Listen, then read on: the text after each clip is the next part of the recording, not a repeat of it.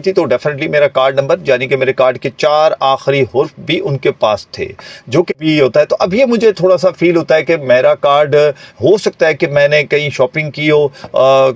جا کر مشین پہ بھی، اور بعض دفعہ وہ کارڈ لے کر تو اس کے ساتھ وہ ٹرانزیکشن کو آپ کے اس کو چیک کرتے ہیں، تو مجھے ایسا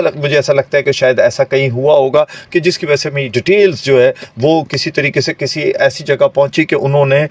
ڈالر کی صورت میں میرے کارڈ سے پیسے منہا یعنی کہ نکالنے کی کوشش کی، لیکن وہ اس کوشش میں ناکام رہے، کیونکہ وجہ یہ تھی کہ میں اس سے پہلے ہی چونکہ میں اتنے سارے اسکیمز آپ تک لے کر آتا ہوں، تو ڈیفینیٹلی سی بات ہے کہ میں بھی بیریئر لگا کے رکھتا ہوں، میں بھی کوشش کرتا ہوں کہ میرے ارد گرد حصار لگا رہے کہ کہیں میرے ساتھ ہی نہ ایسا کچھ ہو جائے کہ جو خدا نہ خواستہ کہ میں بعد میں پچھتاؤں۔ تو بہتر تھا کہ میں نے ان چیزوں کو محسوس کرتے ہوئے، ان چیزوں کو دیکھتے ہوئے اور آن لائن فراڈ کو ذہن میں رکھتے ہوئے تو میں نے آن لائن شاپنگ کے اوپر اپنے کارڈ کو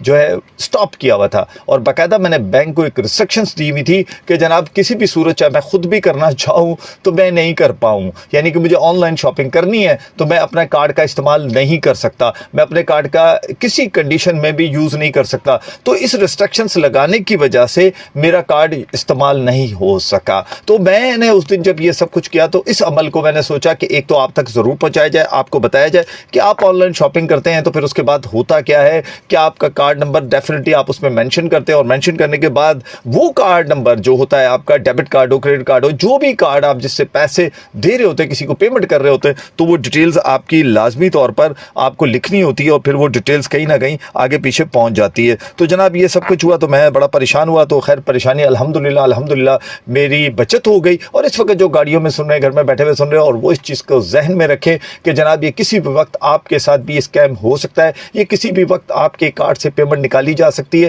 اس کے بہت سارے فراڈ ہونے کے طریقے، فراڈ کرنے کے طریقے، اور میں نے سوچا کہ یہ چونکہ میرے ساتھ ہوا تو یہ کل کو کسی اور کے ساتھ بھی ہو سکتا ہے، لیکن میں تو محفوظ رہا چونکہ میں نے اس کے اوپر بیریئر، اس پہ سٹاپ، اس کو پراپر طور پہ اپنے بینک کو کہہ رکھا تھا کہ جناب یہ کسی کنڈیشن میں بھی نہیں ہونا چاہیے۔ تو جب نہیں ہونا چاہیے تو نہیں ہوا، اور اس پہ باقاعدہ بینک کی جو آفیسر تھی انہوں نے مجھ سے کہا کہ جناب یہ شاید آپ کی بچت اسی لیے ہو گئی کہ آپ نے اس کے اوپر بیریئر لگایا ہوا تھا، آپ نے اس کو بلاک کیا ہوا تھا، آپ نے کہا ہوا تھا کہ آن لائن شاپنگ کے اوپر اس کارڈ کو استعمال نہ کیا جائے۔ تو جناب اس لیے، اور آپ کو پتہ ہے کہ آپ اگر آن لائن شاپنگ کرتے چیزیں کرتے ہیں تو آپ کے بچنے کے آثار بڑے کم ہوتے ہیں، تو اس لیے کوشش کریں کہ خود اپنے طور پر جس